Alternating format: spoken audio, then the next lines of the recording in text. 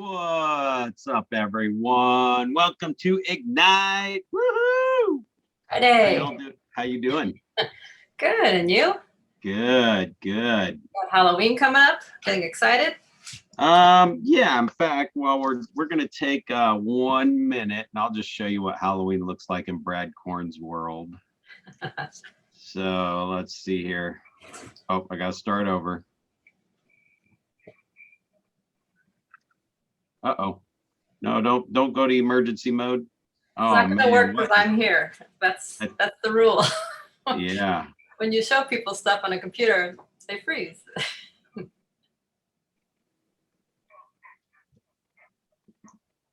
we're checking out the haunted house here. This is my front yard. Oh my gosh, spooky. That's the sidewalk that goes to my front door. So far. Wow, you charge admission to your house? You have a scary piano player. Now, I have my light on, otherwise this would be silhouetted and it's scary. Oh. I'll show you a couple different things.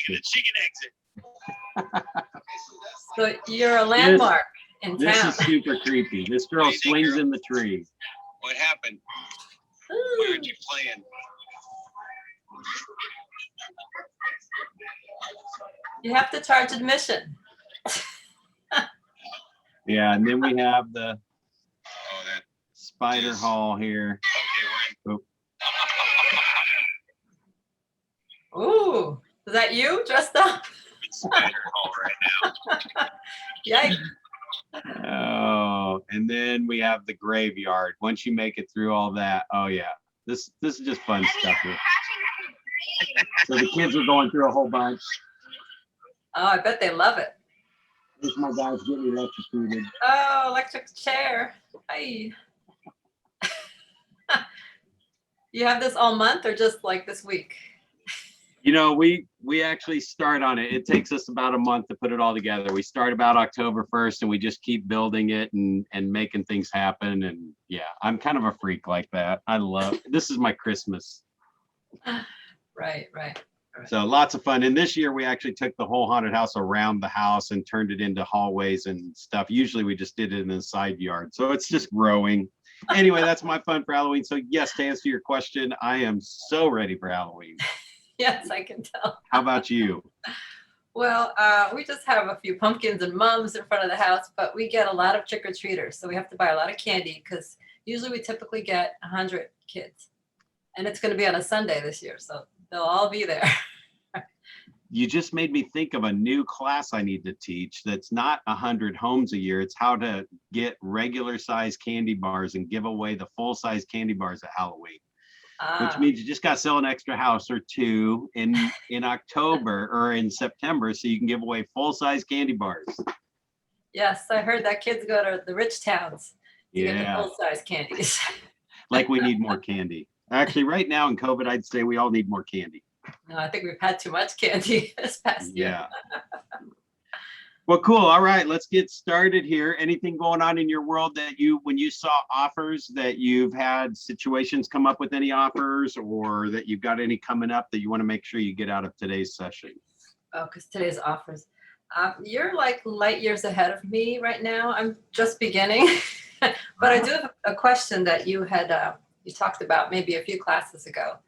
You were saying that to target a neighborhood, that I should look at each town on the MLS and see where there's a lot more houses selling. Yeah. So I did that and I've circled them all. And now, like, do you recommend drilling down to the streets and looking up each address and seeing if they were bought, you said like 5, 6, 7 years ago, then they'll be ready to sell? Would you like go to that kind of research? That's if you were like really focused on, I have to get 5 listings. Mm-hmm. So like I would carry a normal inventory in the normal days of around 30 to 40 listings at any given time, active listings. And when that number got down to 20, I had to get 10 listings as soon as possible because 30 is like my bottom, right? No new world now. I mean, if I have 3 listings now, that's like having 30 back then. And if that gets to 0, I have to kick it into high gear and I have to get back up to 3 or else I'm going to be at 0 and then I have nothing. So you always want to stay ahead of the game. So back then I learned that was like, I had to go get 10 listings. Well, what's crazy is, you go get 3 and then 2 sell. And then you go get 2 more and one of those sells. And then you get 3 and then 4 sell. And so you actually have to just keep the pedal to the metal until you can get ahead of it, right? So that the question you just asked is nearby my house is on sale and all that. With my card, I can go and see inside what it is. I think that's background noise. I hope you weren't asking a question. So, so if that's the purpose for what you're doing the targeting for is to crank up my listings, then very specifically, yes. If the question was, I'm targeting a neighborhood and I want to do circle prospecting and have a presence in the neighborhood, that it may not need to be that specific. Now you're just going to attack the neighborhood and make sure they know who you are and what your name is. So I wasn't sure if I heard the question right, or maybe it was a blend of both of those. Well, it could be both, I guess. So at first you would like an every door direct mail be fine? Well, so if I were doing, if it were Brad Korn doing it and I want to take over a neighborhood, and I don't do it just to get my name in there and pick up a listing. That if I'm going to pick up a listing, I'm targeting the ones 5 to 10 years ago, and I'm going to have a good shot at nailing one of those. And the other people will stay on a drip plan. If I'm going to take over a neighborhood, then I'm not going to do a blast mailing first. I mean, I might, but I'm getting nothing for it. It's really a waste of my time, because there might be a 1% chance somebody responds, and it's going to have a heck of a headline and a heck of a call to action.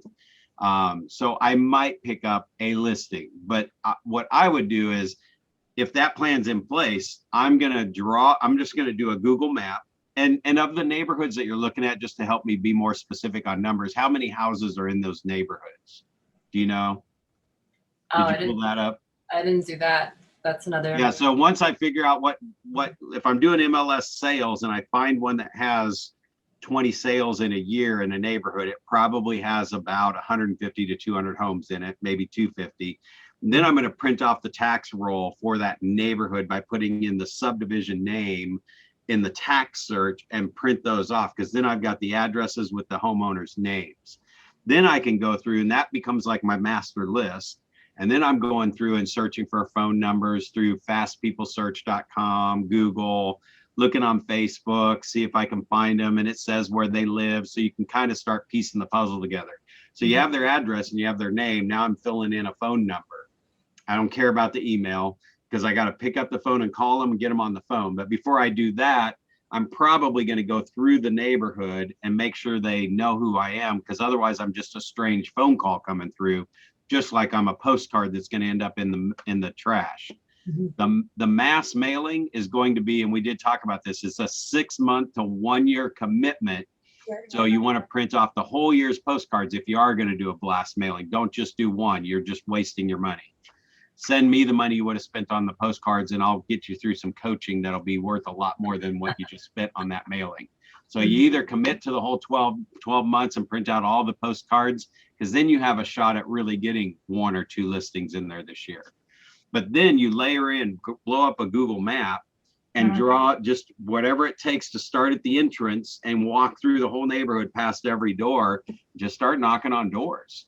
And I mean, again, it's COVID. So if I were sitting there and I'm having this conversation, and this is my commitment, this is my growth plan, is to take over this neighborhood, and it's COVID, then I'm going to knock on the door and I'm going to step back away from the house. I will have my logoed mask on, and I might even have something just sitting on the porch or something. I don't know.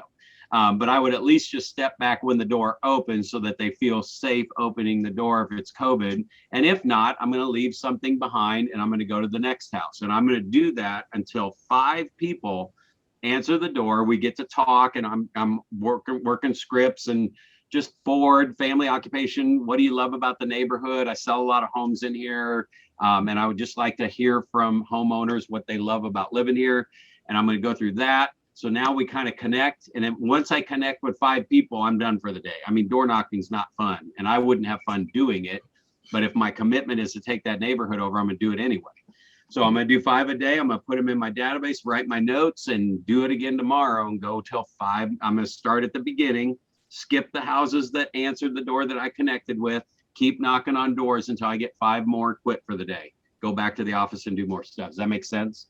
Yeah. So you can run both of those together, because if I go through the house, if I go through the neighborhood, knock on the doors, and I'm knocking on the houses that sold 5 to 10 years ago, and they've met me and we connected and they got the note, and now I'm sending them stuff that I have buyers in this price range, I'm increasing my odds of them thinking about it now. There's been some seeds planted and now we're watering it. So the great thing to just kind of bring this whole conversation to a close, or to really kind of finalize it and put a bow on it, is everything is an orchestrated event. We're about to go through offers, and the way I go through that with a buyer to make sure they make their best offer first is an orchestrated event. There's things that I'm going through in the process that I do every single time to make sure we get the best result out of it. So don't just take a stab at it, like draw out on a timeline what you're going to do over the next 30 days to get a listing out of that neighborhood, and the next 30 days to get 2 more, right? And what's that going to take and how many touches, rather than just doing one. Does that help? Yes. Thank you. That's All great. right. Cool. Okay, anybody else want to jump in and ask anything? I know I muted somebody out. I think it was just background noise, but anybody else have anything you want to get out of today's session, which is making and receiving offers? Come on, there we go. All right, I'm going to jump the screen on here and share it. Okay, this is actually going to be a very powerful session as well. There's some very specific scripts on how to get multiple offers accepted, some other things, how to get the best offer first, and things like that. So I've got all kinds of notes throughout this session that I want to share with you guys, and hopefully you can capture these. Of course, you've got the recording, so you can always go back and grab that script. If I would have just been smart enough to, over 20 years, have somebody transcribe all the times I've recorded myself, I'd probably have a book of scripts. But I don't. I just do it every day. And I tell people, listen to the recording and write it down. And then if you do write down any of my scripts, send them to me, because then I have them in writing and will make the next person's job easier. All right. So today's session is on making and receiving offers. We're on 6. So we're going to go right through. I think we're going to end right before Thanksgiving. It's either the week before or the week before that. Because we had some great sessions with business plan and all that. So showing buyers houses and negotiating contracts. So the offer process. So basically this just takes you through when a buyer finds a house, they make an offer, the seller is going to respond in 1 of 3 ways. They counter, they accept, they reject. Now, they're also, when I talk about orchestrated events, there's things I'm doing before I send this offer over to the seller that there's only one that I want them to do. Can you imagine which one it is? They take the offer, accept the offer. So I'm going to think about it strategically, like a game, like we're at war, and how are we going to attack this offer? Whatever my buyer ends up putting on those terms, I have to sell that to the seller without being able to talk to the seller through their agent, to convince them, to get their agent to convince them this is the best offer they're going to get. Now think about how that all plays out, right? Because we think about these transactions being adversarial, and it's you against me, and who can take the other one down and get the most out of them. But when you come from a company where it talks about win-win all the time, that changes your process. And my orchestrated event is always presenting how they're going to win by taking this offer. And there's losses in there for them as well, like not getting a full price offer, maybe accepting a VA loan versus a cash offer. So they are losing when I'm representing my buyer, but I also am taking that hat off, and I'm putting on the hat that my buyer is losing something too, because they might have wanted to lowball. We don't offer full price on anything.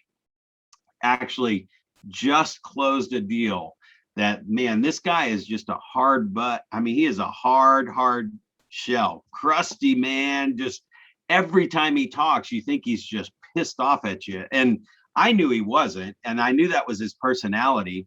And even right before closing, he was calling me and just going off about this payoff on the loan and how he's paid the roofer some money and you're not taking that money out of my closing. And it's like I explained, we got to have an actual invoice and they have to bill whatever's on that invoice. So if you're paid something out of that, you got to get me an invoice today or we're not closing tomorrow, And I just knew he wasn't mad.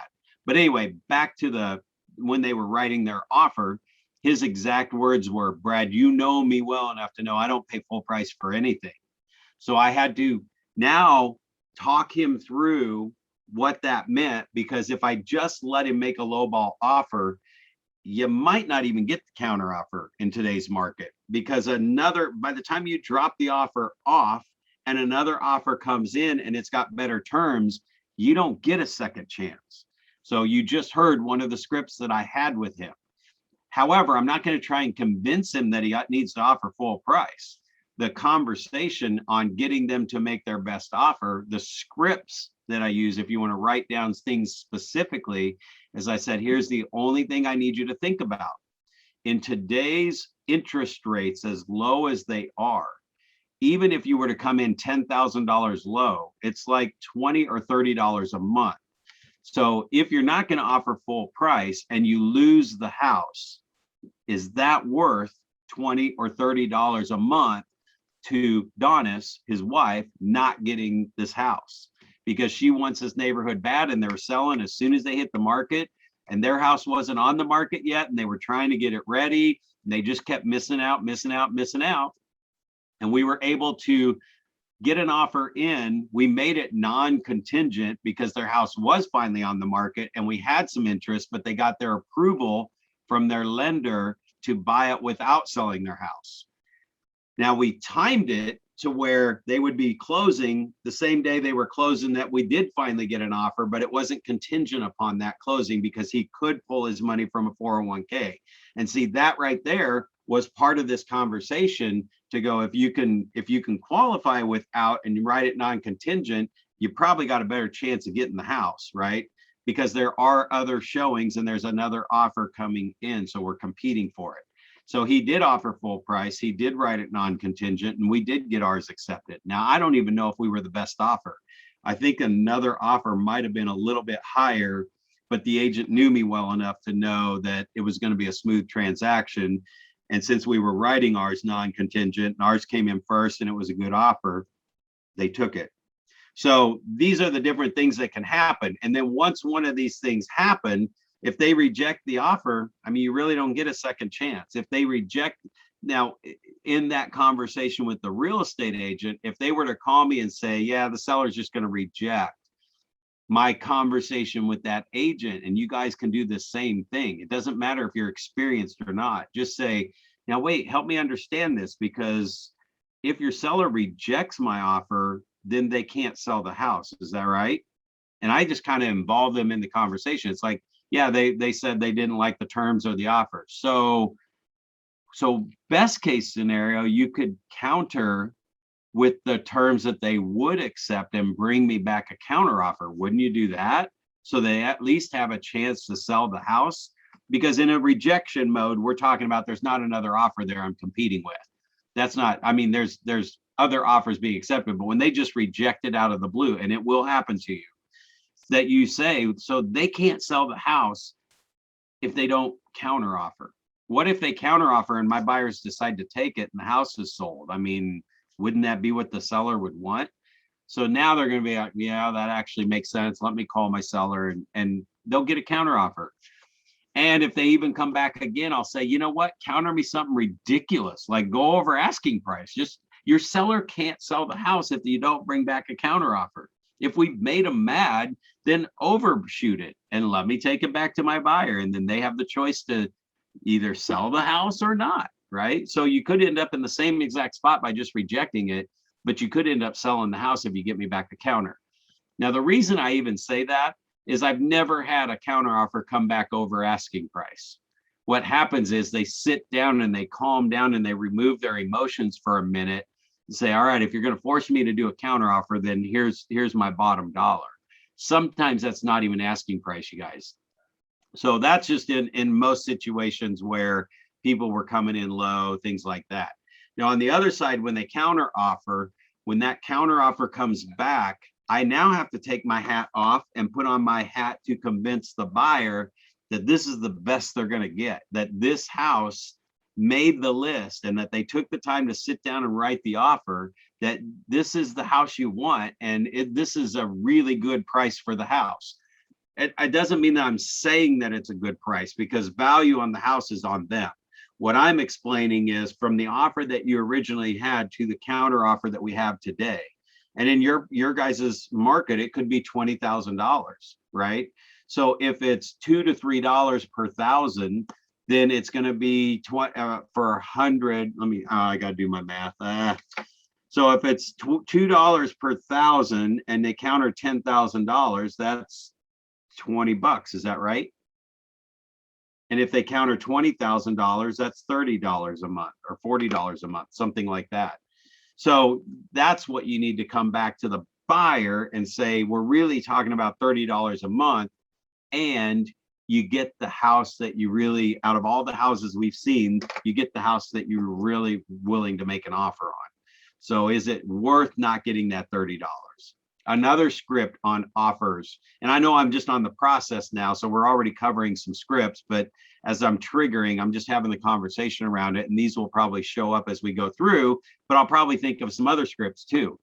So on that, I also am saying that in this current market, and we talked about this the other day, it's still appreciating, like values haven't gone down yet.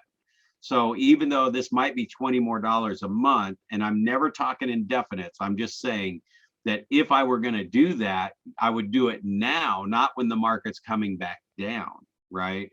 Because when the market's coming down, the values are going down. You might recoup your $20 a month over the next year or two, or even if you recoup $10 a month, then you really didn't pay $20 more a month, you paid $10 more a month. You guys see how I'm just having a conversation around this stuff, that I'm just saying, I just want to give you the information so that you can process everything to make the right decision for you. And then I'll end with this every single time. The last thing I want you to do is tomorrow regret your decision just walking away from this. And now you want to do something and it's under contract and gone, because we don't get a second chance. So I'm on your side here. Now that's the exact same conversation, whether I'm representing the seller or the buyer. When that offer comes in and I'm representing the seller, it's the same way, right? So this is $10,000 lower than your asking price. We haven't had any other offers and we've had 6 showings, and a lot of the feedback said this, right?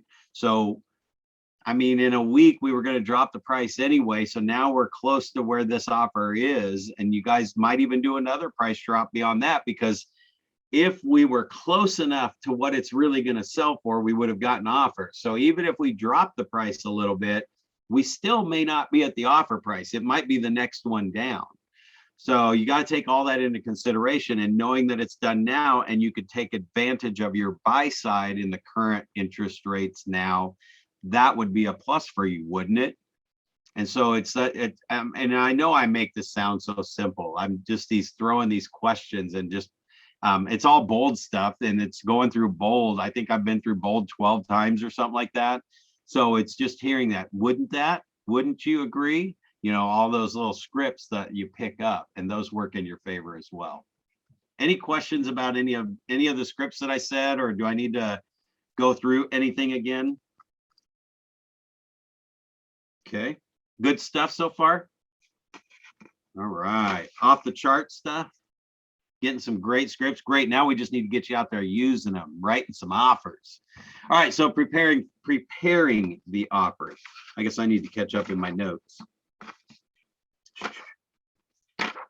So can't sell the house if you reject it. And you don't, that's seller script. And you don't get a second chance if you're the buyer script. Those are the 2 main ones I want you to get out of that. So having a checklist for preparing your offer. So a lot of this stuff is even in command and stuff. When you're writing up an offer, they do have checklists, but there's things on here like getting the pre-approval letter from the lender. You want to make your offer seem as powerful as possible. So, I mean, the very first step I always do is have them get with the lender to get pre-approved. Probably not even showing them a house until they've got pre-approved. And they're driving by the properties, and I'm definitely not putting them in my car and showing them houses without a pre-approval letter. Now, I'm also one of the type that I don't like to say things and use scripts that make it sound like it's not my fault. And I'm just saying, like, for example, it's like we have to have a pre-approval letter because agents won't let us look at the house without one. Or, you know, I need you to sign in on this open house. We just had the open house session 2 sessions ago, right? I need you to fill this in because the seller wants to have that security of knowing who was in their house. Now, if that's really truly the case, I can say that 99.99999% of the time, that was some script that somebody gave you to help you get more names and numbers. So I don't like using those when that's really not the case.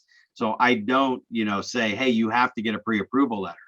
What I do say is it's in your best interest to have a pre-approval letter in your hand before we go look at a house.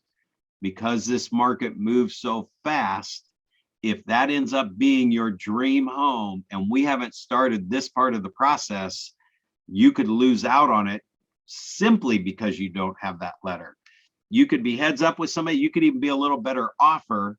And if we haven't gotten the pre-approval letter back from the lender, you could lose your dream home.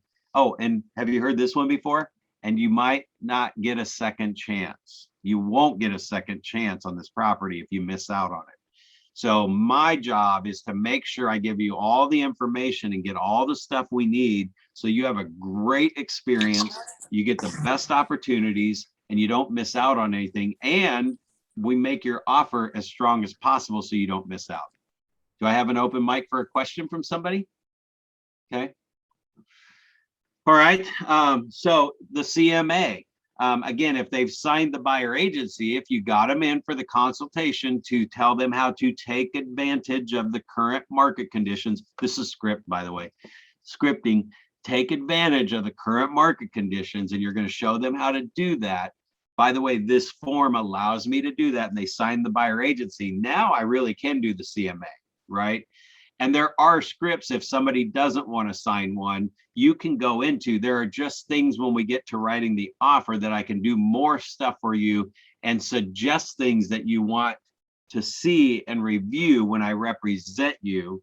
If you choose to not have me represent you, then really there's some things I have to wait for you to ask for, because there's, see, with your commission and with that, what you get paid, that's your legal liability of what you're doing in the real estate business. And I don't want you to take this very lightly either, especially new. I mean, we are going to be the first ones to get sued on anything. I don't want to scare you, but also I want you to be very aware of everything that you say and everything you do. If you feel like you're like, yeah, I'm sure we can get this accepted, just say, so if it didn't get accepted and I'm standing in front of a judge in a court of law being sued by this buyer because they said that because I said that it would get accepted, would it stand up in court? And that little default runs through my brain on everything I do. That's why I never definitively say you will get appreciation. If I said that, then I would say if I'm standing in front of a court of law and they said, you said they would get appreciation and they have it recorded, I would be in trouble. But when I say the market's going up, if you were ever going to do it, it would be while the market's going up, not while it's coming down.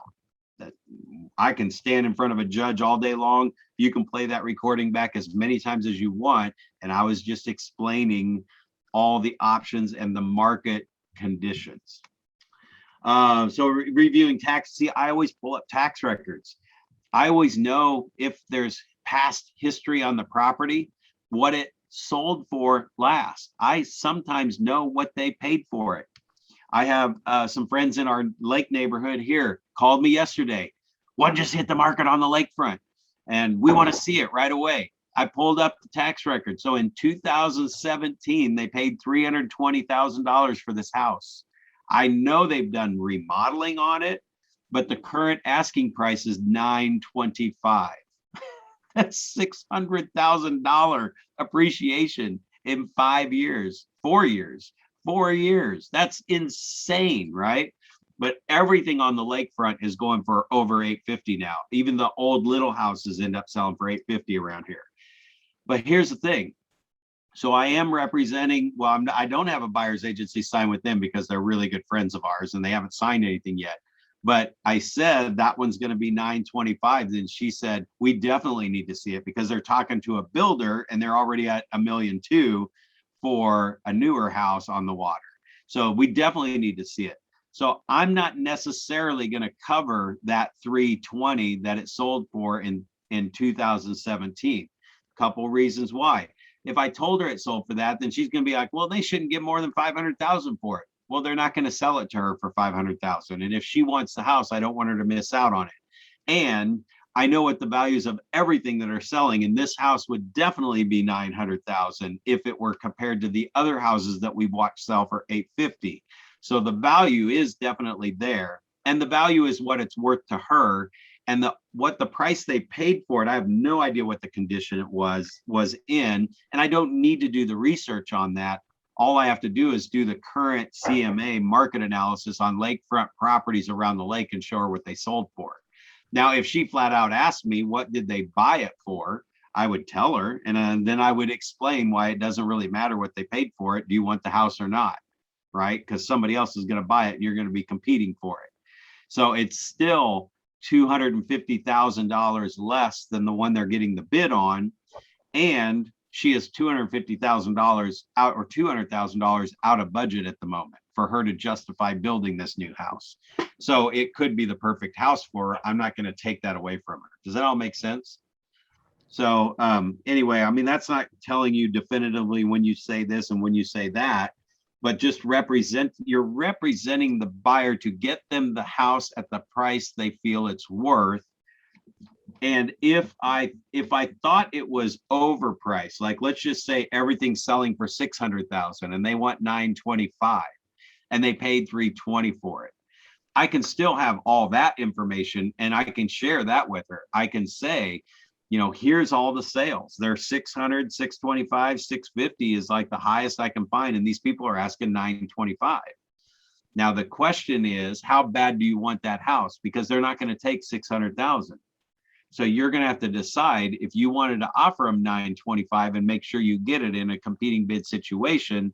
I just don't want you calling me in a year or two to sell it for $1.2 million because there are no sales for $1.2 million.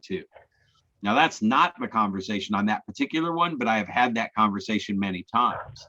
So it is, when I'm representing you, I want to give you the information that, you know, if you are overpaying for, or if I think you're overpaying for something, that at least you're okay with that and you're not going to regret that later or think that I didn't cover that with you.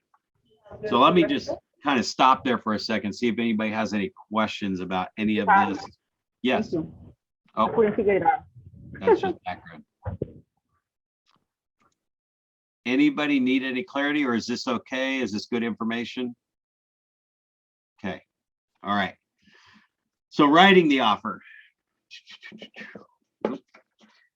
Writing the offer, the price and terms, consult with your buyer to arrive at the most logical offer for them. And you do, like you've already heard me say a whole bunch of it, is like showing them the sales data that they can see what things have been selling for in the neighborhood. And if they're going to do anything other than asking price, you always have to ask. So if they don't take this and they take another offer, are you going to be okay not getting this house? Right? No matter how low their offer is, and this is actually a script that I use to make sure I get the buyer the best offer, like first. And I think I've shared this in the first round, where I actually have the paper contract printed out when I'm sitting with a buyer, especially if I know they're probably going to come in low. Because when we start, I will manually fill in the address, because you're going to get to the price pretty darn quick. And I at least want that first page there to say, so what do you think you would offer on the house? And many times the buyers are going to say, well, what do you think? And you're going to hear that over and over and over again. They always, well, what do you think? So while I pulled up the sales of the neighborhood, I pulled up the similar homes, I pull up those 3 reports that we talked about in a previous class, the neighborhood, the floor plan, bedrooms, age range in the MLS area. It's showing the high and low and the average price. And the buyers are able to determine if this is a below average house or an above average house. Are they priced above average or below average? And then what is currently for sale, right? So those 3 reports again. So this is everything that's been on the market, and we've been looking at things, and you didn't choose most of these houses because you drove by and didn't like them. These are the ones that sold in the MLS in the 5 or 10 mile radius, and these are the ones that sold in the neighborhood. Here's the averages of the 2. So that I pulled that up, and I'm not the one that's buying the house. I'm not the one that's got to make the mortgage payment. So really, that's where you guys need to determine what that final price is going to be. And they almost always will say, well, we'll come in 5 or 10,000 low. And I'll say, so what do you want the offer to actually be? And let's just say it's 300,000. Let's go in at 290. So I'll write 290 on the offer. And I'll say, okay, now before we go any further, let me ask you something. If an offer comes in at 298, or I might say 295, if an offer comes in at 295 and you miss this house, are you going to be upset? That's a very specific script, guys. And that's a mastery level, getting the best offer first. And I'm just asking. So by the time I write this up and we go with 290 and I drop it off, from the time they get the offer until they present to the seller, if any other offers come in, we're not going to get a second shot at those most of the time. The agents collected the offers and they're going to go present. So if one comes in at 295, 296, and you miss this house, are you going to be okay with that? And I'm telling you, probably 99.999% of the time, they always say, no, we would not be okay with that. We don't want to lose the house over $5,000 or $6,000. So I don't even ask. I just cross it out and write 296. I say, then we probably should at least start at 296, but then I got to ask one more time or ask again. If an offer comes in at 298 or 299 and you miss out on it, are you okay with that? Almost always 80-90% of the time, maybe 95% of the time, they're not okay with that either. So let's just go 300. I mean, here's where I go back into the other script.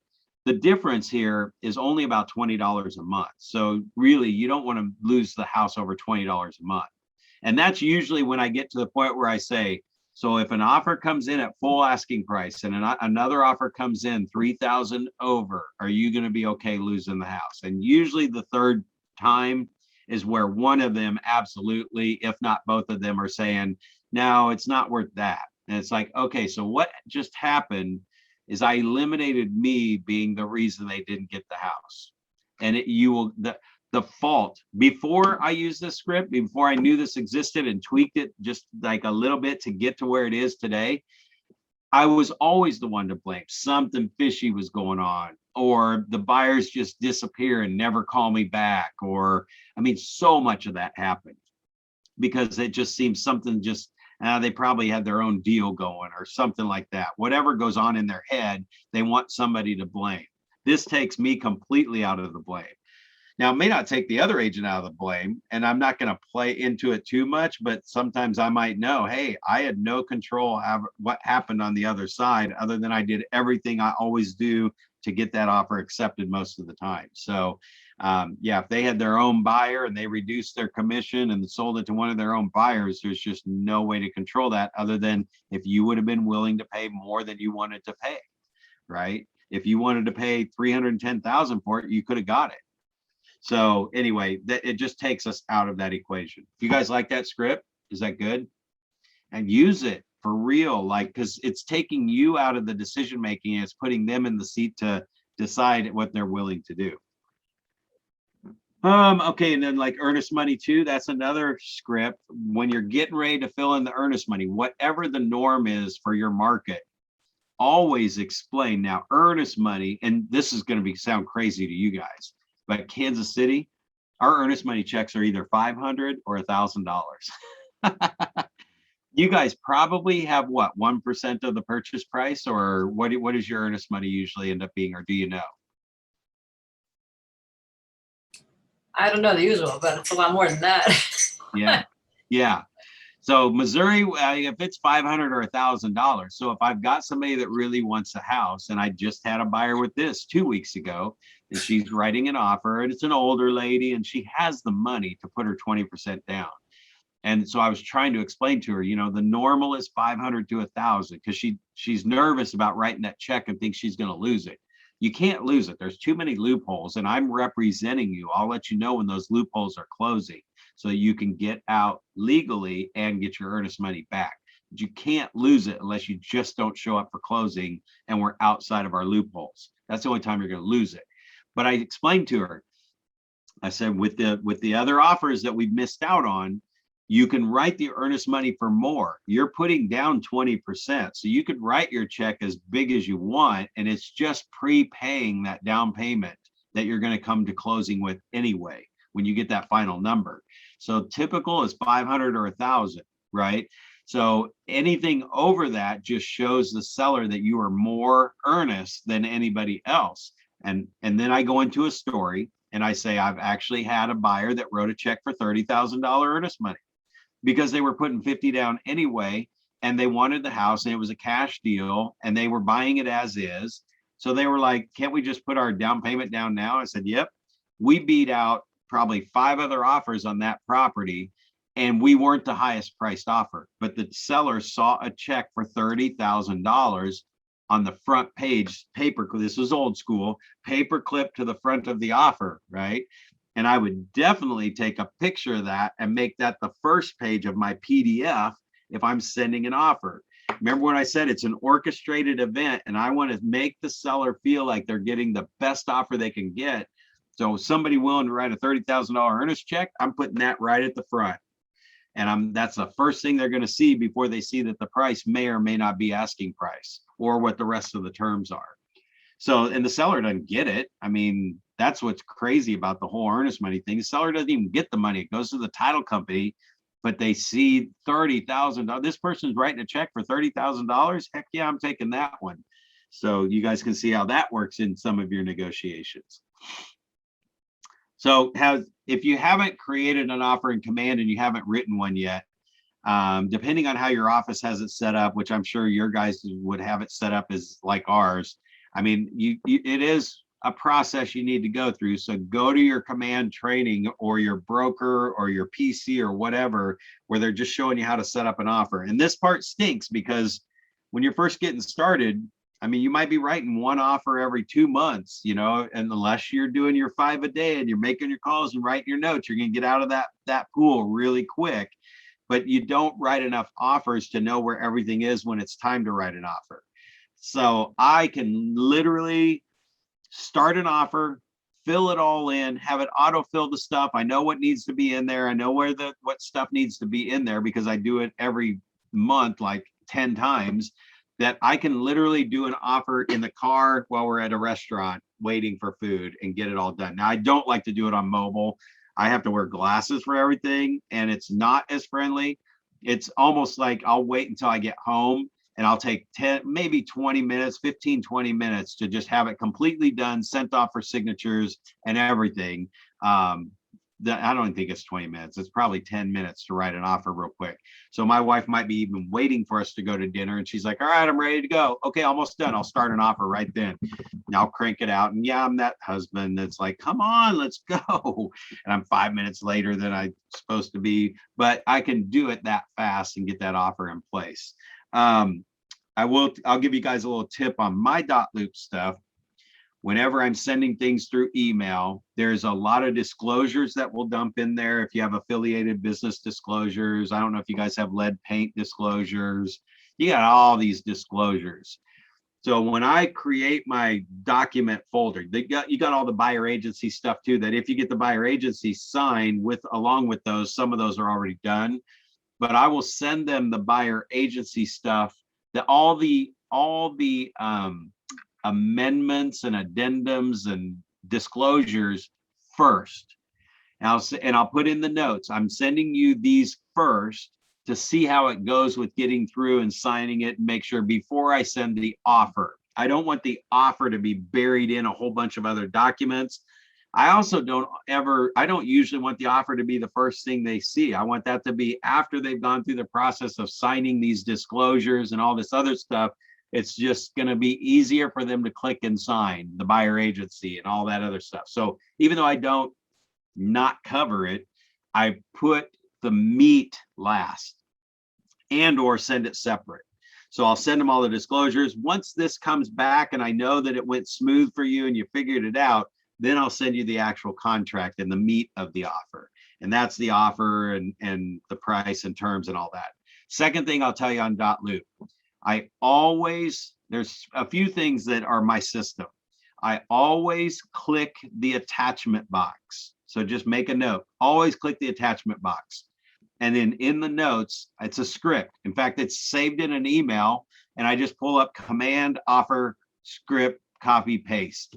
And in there, it just says attached is the PDF to click on and review.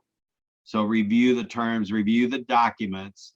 And then once that looks good, go back to your email and click the button in your email that says review documents. And that will take you to the signing part.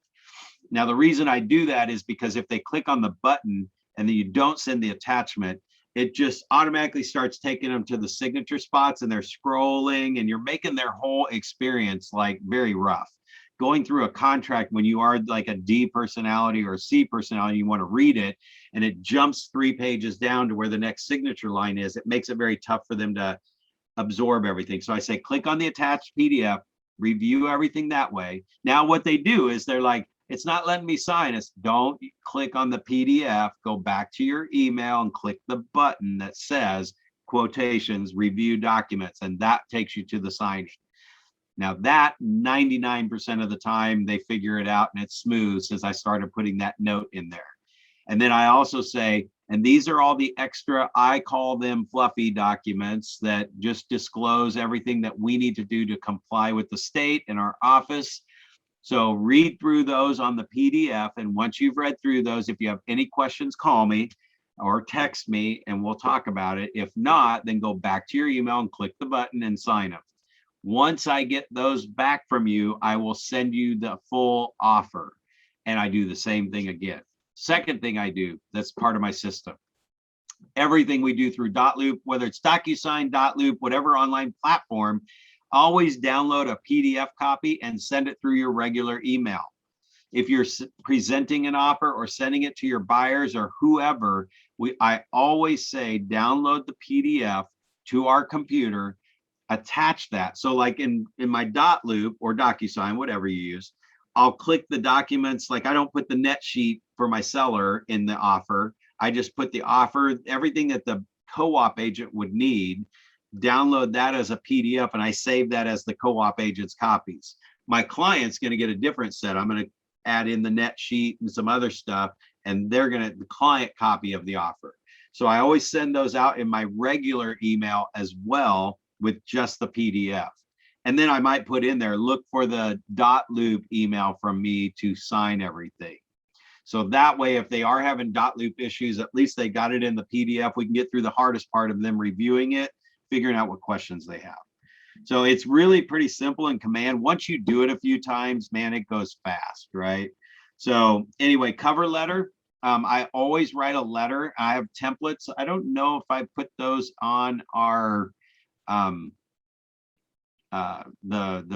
the drive. That's what I'm trying to get out of my head. I don't know if I put any. I think I did put some of them on there. And it's just it really is a templated letter, but it's a templated letter that probably gets about 70% retyped. But what it is the format is just talking about thank you for allowing us to see your home. Basically, I never give the impression that this is their dream home. If I'm going to do that, I always give the impression that there were several homes that they liked. Yours made the list, and we're looking forward to hopefully making this work. We hope you like the numbers that you see and that we get to work with you. You know, so I'm selling the offer through this letter, and I know there's a big whole hoopla in the whole industry, and it depends on your market on whether you can do a love letter or not. I don't write love letters. I write fact letters. And I spell out the facts of our offer of what, like if it's a FHA loan, I got to sell to the agent, and hopefully they'll sell to their seller why they should take my FHA loan over a conventional or cash.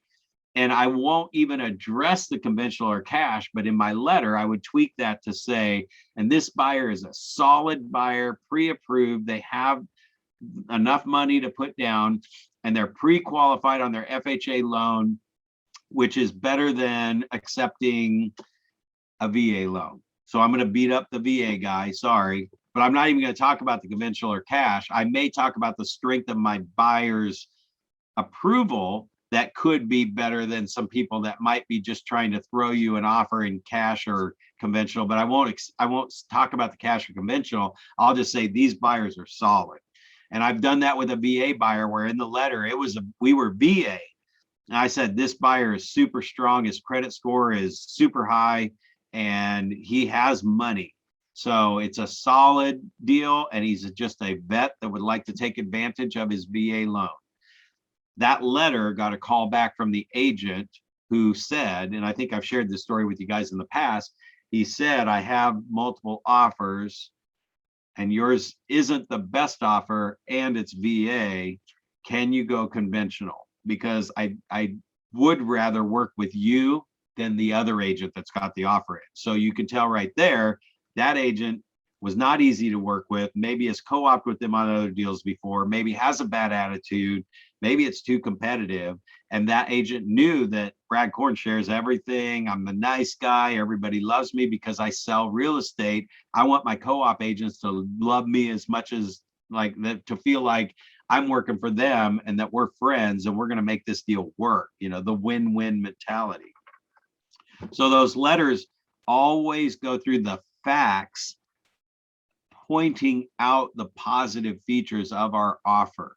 And I will also throw in there how it's better than other offers that they may be getting, like VA, or, you know, if my buyer's willing to buy it as is, you know, anybody could get the offer accepted and then do inspections. And then they will come back and want to renegotiate thousands of dollars.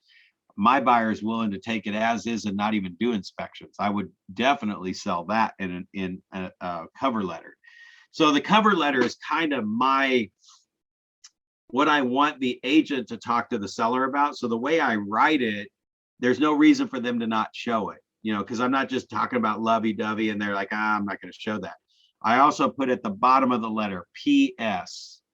It has been so great working with John, and he provided all the information we needed so fast that we were able to put this offer together and get it to you today. We're looking forward to working with John to make this a smooth transition and sale for you and the buyer. So John's my co-op agent.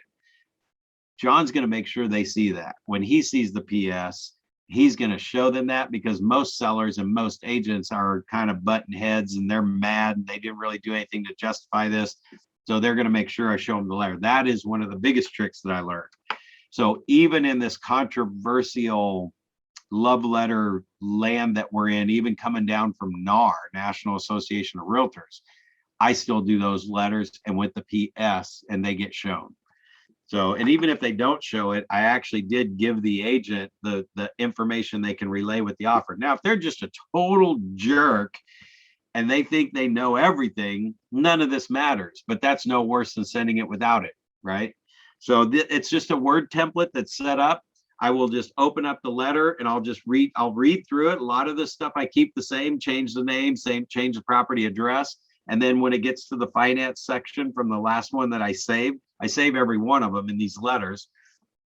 And when it gets to the finance section, then I'll just kind of delete everything that doesn't make sense and retype in what I want. Takes maybe a minute to put a cover letter together and put that with the offer. And then when I PDF it, that goes at the top. So that's the first thing they see, right? Okay, any questions on anything there? I don't know if I think the rain has stirred up all of the, whatever you call that, allergy stuff in our air today. I'm feeling a little stuffy here. All right, so presenting the offer. Any questions so far? Or you need any clarification on anything, or anything that I've said that you're like, oh my gosh, I'm so glad I was on this call today. Okay. We're on cover letter, present the offer. Just want to make sure I don't have any notes in here that I missed for you guys. Presenting the offer, notifying the listing agent of the incoming offer, send the offer to the agent, set a deadline, create the offer into command, and then consult with your buyer on when how the seller responds. Okay, all of this I can just tell you from experience. Notify the listing agent of an incoming offer. In these competitive times, I try not to give them any more time than I possibly can. So I'm going to give you some scripts that you can call the agent. This is probably the biggest, best thing you can possibly do is get the agent on the phone.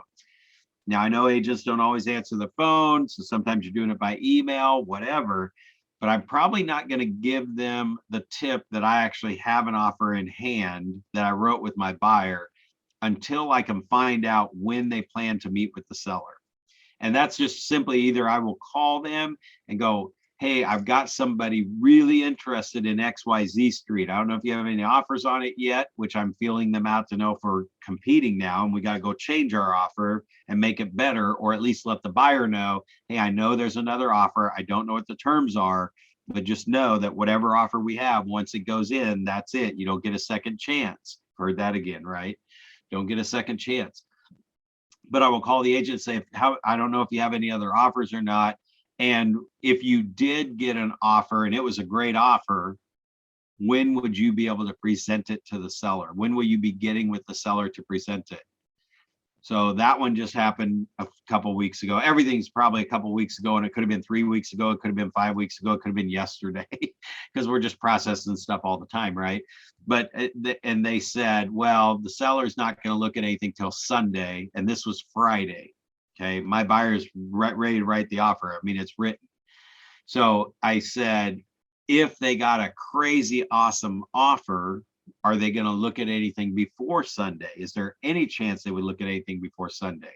That particular agent said they're really going to hold their guns on Sunday. So I didn't send our offer over till Sunday morning. And Saturday night or Sunday morning, I got another message back going, hey, I think that my buyer is going to lean towards this one and make an offer. Do you have any other offers?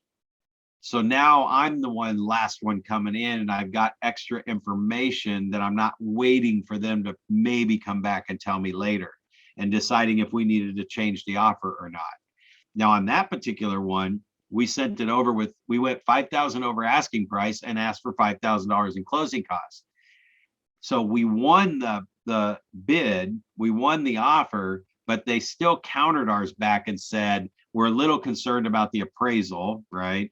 So, and I explained to her what things are in Blue Springs and blah, blah, blah. And compared to every other house she saw, she's not going to find stuff with less things wrong with it than this one, even though it had some stuff. So you're going to have this in any old home. And if you want the one that's completely perfect, we're probably going to be in the 225 range, not the $200,000 range. So I had all that conversation with my buyer. So they countered back and said 200 without closing costs. So now I call my buyer back and explain why this is still a pretty good deal. You've got the money. You don't need the $5,000. And if you want this house, if you want to talk yourself out of it, you can. But if you want this house, you're just going to put the same amount of money down. You're not letting you keep that $5,000 in the bank to do fix up stuff with, whatever. So that one, they weren't presenting till Sunday. Now I'm going to give you the opposite scenario is that it was a Friday and they were holding offers till Monday. And I said, if you got a great offer, would you present it to the seller before Monday? And the agent said, well, yeah, I'll present it to him. Great. You know what we did was we went $15,000 over asking price and put an expiration date of the next day. And I said, if you got a great offer, how available are the sellers? When would you actually be able to present it? And they said, well, they get off work at 4. I usually talk to them at 5. So if you got an incredible offer, you could present it to them at 5 tomorrow. And they said, yes. So we had it expire at 6 p.m. tomorrow. Now what happens is we write our offer, we're 15,000 over. This house would have gone for 40,000 over asking price, 40,000 over. But what I did is I called the agent and said, hey, I'm sending over a great offer. Would you mind just running a net sheet for the seller and showing them what they're going to net on this offer and see if maybe we can get this put together. The only reason why I put tonight at 6 is they can't wait till Monday. They're writing offers on the next house that's hitting the market. So if these numbers work for your seller, they could have the house sold now.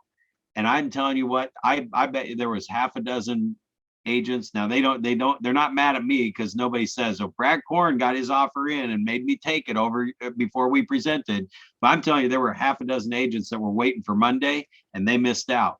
So you don't want to necessarily always wait till Sunday. You got to talk to the agent in a market like this.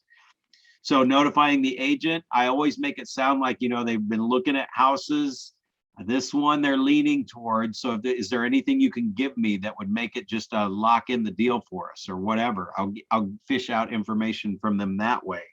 And I'm just asking questions, guys. It's not anything too tricky. But how many of you right now are like, geez, I'm glad Brad's not in my market. He'd probably eat me alive on my seller side. You probably don't want me in there, but that's why I'm sharing this stuff with you. And I would share this with anybody, right? So the deadline is dependent upon how you're orchestrating this whole thing to put your offer in the best position to get it accepted.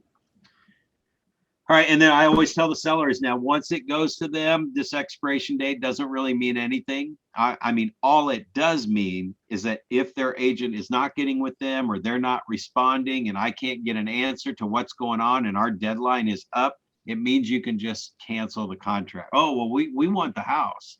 Okay, so just know that if they're not responding and the time is passed, I can let them know that your offer is still good, but you can't get mad about it. I mean, there's no control over that, what's happening on the other side.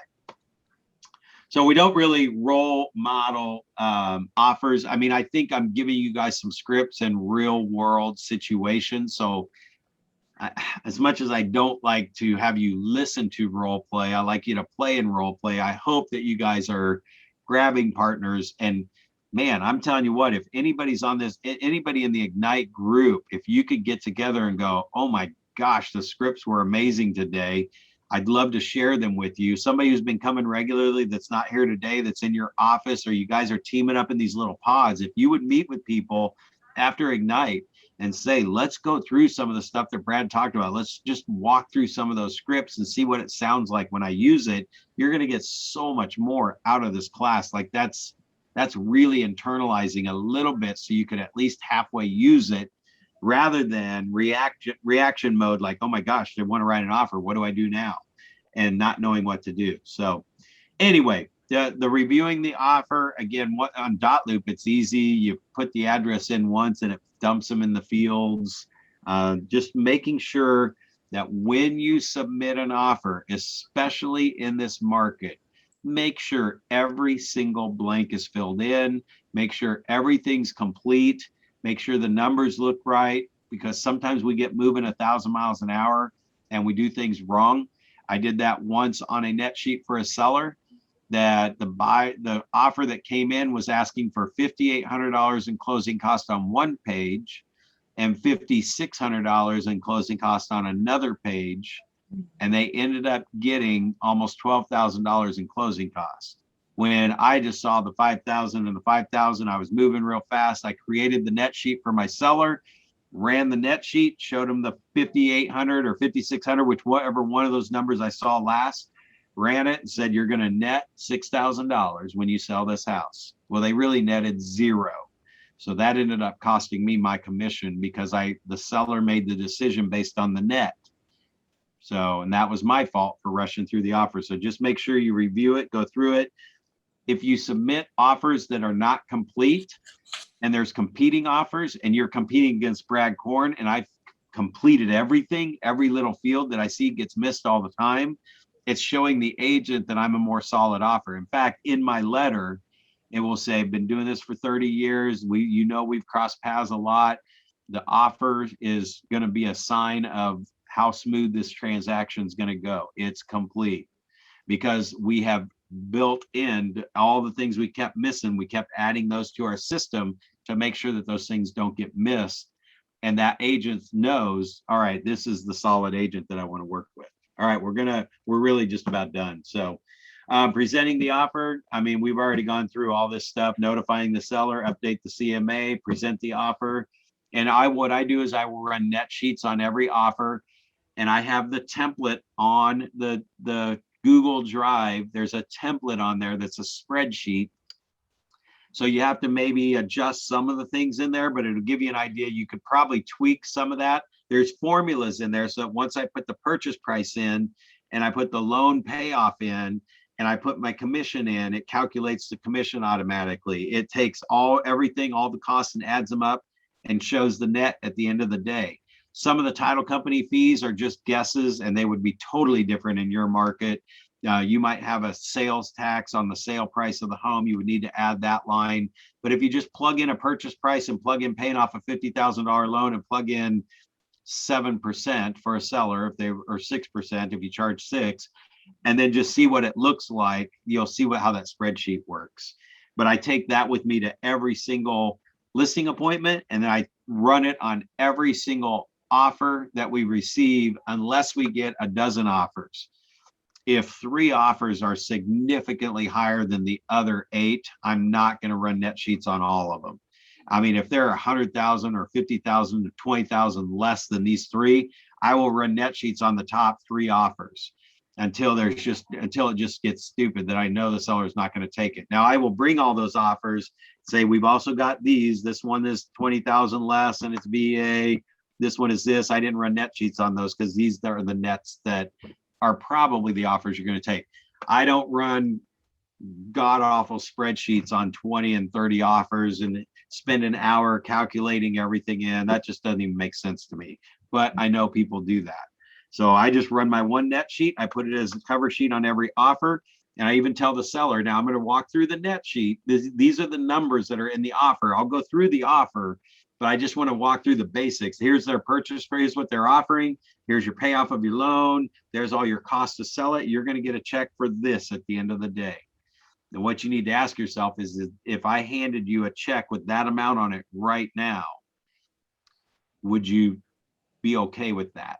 Right? You don't have to be thrilled about it if it's not a full price offer, but if they're thrilled about it, you'll know that too. But if it's not, you just say, if I wrote you that check today and you were done with this and you didn't have to mess with it anymore, could you live with that offer? I mean, and I want you to be happy. I want you to refer me people, but I just don't, again, if it's a number you can't take, then we got to counter and maybe not get an offer back. Once we send a counter offer back out, they may not respond, and you might lose that buyer and they're going to go buy their second favorite home. So responding to the offer, again, I usually just keep the agent in the loop as much as possible. And I always ask for as much information as I can. When can they present it, all that stuff, but always respond and let them know you received it. I send it to them in every way possible. Text, I call them and leave a voicemail, and I send them an email, received the offer. So, and if the seller's going to sit on it, I'll update them on those 3 methods as well, and just say, hey, the seller is really crunching the numbers. I won't say that they're just, let's just wait and see what other offers we can get. I say the seller is really crunching the numbers. I might miss your deadline by a little bit, but they do have it in their hand and they know your offer terms, right? So I just communicate like crazy. Don't leave them hanging. That just makes them mad. And then they just tell their client that you're the one that's screwing around and dropping the ball. So that's really it. Getting to the feedback here. I'll throw this in the chat. If you guys will fill out the Survey Monkey, let me know how it went today. Any questions that you guys have on anything? Did I give you a lot of information, a lot of useful information, things you think you can use? Yes. Some people are laying on the floor, looking up at the ceiling. Some people are hiding in the closet. So that's okay. Wherever we got to get you the information, I'm glad you're here. All right, guys. Yes. Well, with that, thank you. Yes, you bet. I'm glad you were here, and have a great weekend. Enjoy Halloween. Be safe. And if you're in Kansas City, come to my haunted house. You'll have fun. Okay. All right, guys. Have a good one. Have a good one. Bye-bye.